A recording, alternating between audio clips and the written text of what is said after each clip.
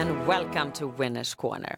Örebro Racetrack is host this Saturday when we have a jackpot V75 round to get all excited about. And Örebro Racetrack is known for being a track where 50% of the horses in the lead also end up as the winners. But despite that fact, the payout on V75 for 7 corrects is well above average. And Mike, how do you view this round now?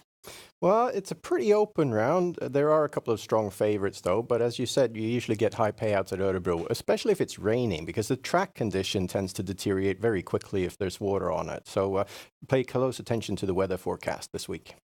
Very well then, we start in race 5. It equals the first leg in the V75 round. It's a class 2 sprint race over the mile distance. And number 3, Kimby Crown, is the favorite.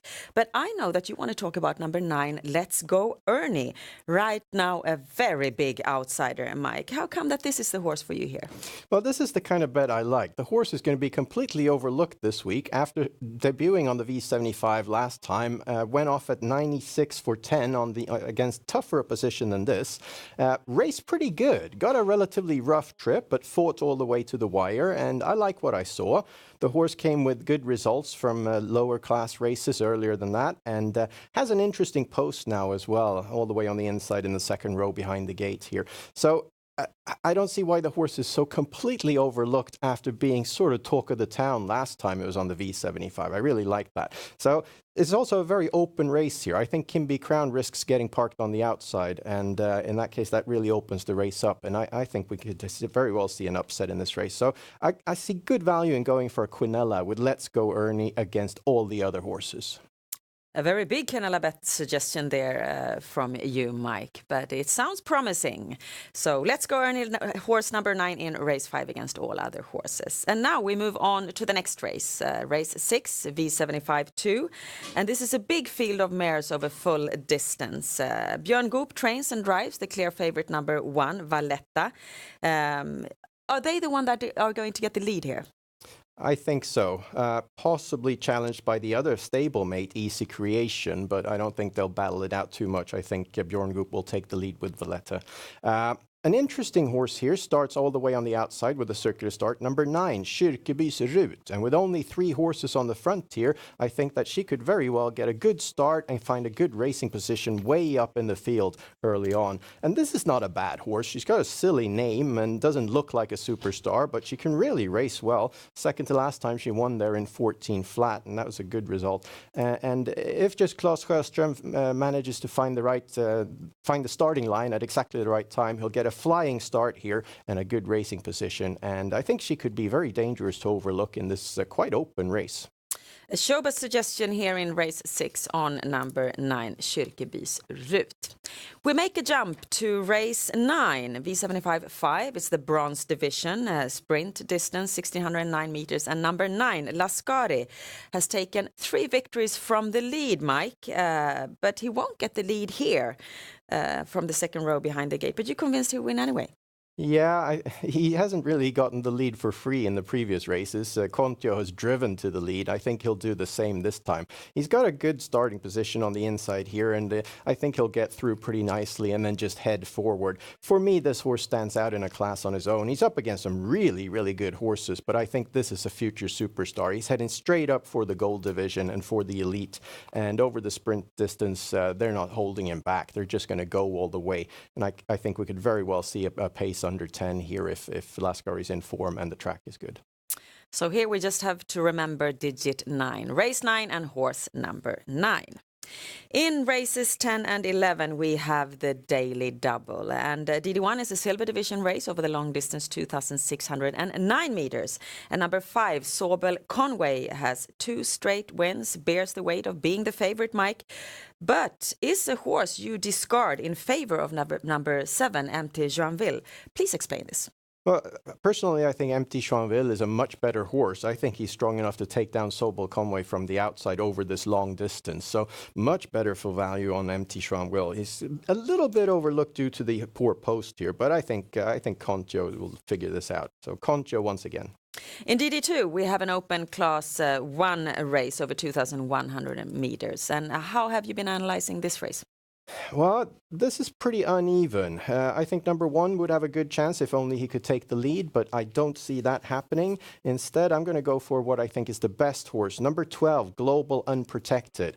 I think he's by far the most capable one. He's battling with a very difficult post, but he's had that before. Second to last time when he came back after a 3-month layoff, he was phenomenal at Solvalla when he won in 13-7 with a very wide last turn and a very fast finish. And that was against really tough horses, I would say V75 class almost. So he's strong enough to do work on the outside, and he's really fast as well. He's a complete V75 class horse, and because of the post, we're getting good odds on this combination. And this means we have one single combination for the daily doubles system this Saturday. The V75 round now is next up to discuss, and we have a jackpot. 4 million euros to a single winner. If you have 7 corrects, and you, Mike, you're going to try to help us to get a piece of that jackpot cake. So let's take a look at what you put together for us.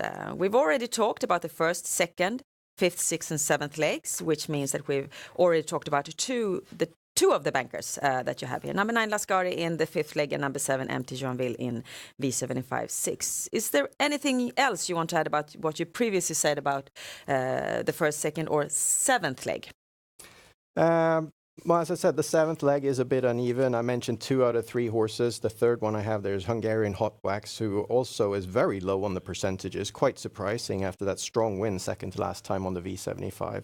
So I took him along just for the value there in the very low percentage. But we could see that you had 3 bankers there, and we haven't talked about your third banker in V75-3 in the gold division. That is number 5, Love Matters. Tell us why you think that he's a safe banker. Well, safe and safe. I think he offers good value for money here because there's a lot of talk about Antonio Tabac. He's horse of the summer. A lot of people are betting on him. He's got a good post here, but I feel he's not as tough as Love Matters yet. Love Matters is used to racing against top-class competition. Antonio Tabac is on his way up.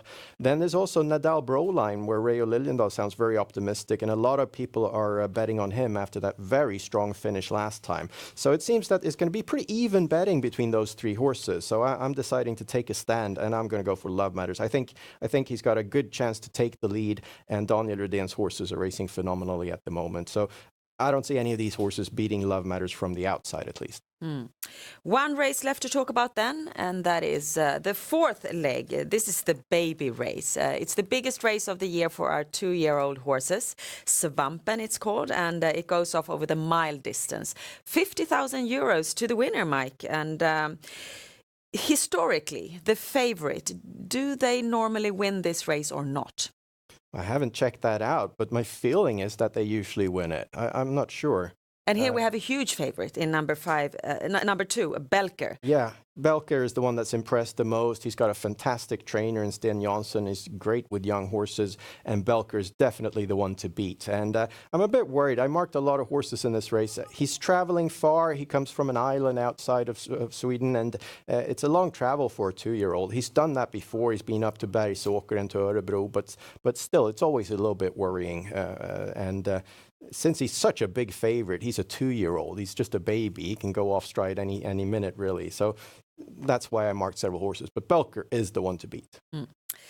So this means that the V75 system that Mike has created for us, it holds 540 combinations. On a scale of 1 to 10, how happy are you with the system? Are you confident? Do you think you win? Well, it's always a 10 when I'm here. It always is. So Mike gives his own system a 10. And at SwedishHorseRacing.com, you can find out more information about the Swedish trotting and horse betting. And with that, we wish you the best of luck this Saturday and hope that you get a piece of that jackpot money. Bye-bye.